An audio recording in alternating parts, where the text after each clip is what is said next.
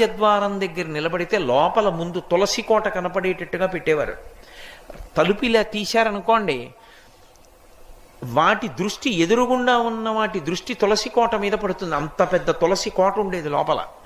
ఆ తులసి కోట కానీ ఎదురుగుండా ఉందనుకోండి, మీరు లోపలికి రావాలంటే ముందు తులసి కోట చూస్తే తప్ప ఇంకోటి కనపడదనుకోండి. లోపలికి వచ్చే ముందు ఉగ్రభూత ప్రవేశం ఉండదు.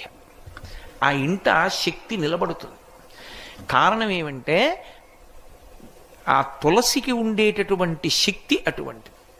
కాబట్టి ఆ తులసి గురించి చెప్తూ ఒక మాట అంటారు. ఆమె కళ్యాణి అని ఆవిడికి పేరు. కళ్యాణి అంటే సమస్త శుభములనిస్తుంది తులసి చెట్టు. అలాగే సమస్త భద్రములనిస్తుంది తులసి చెట్టు.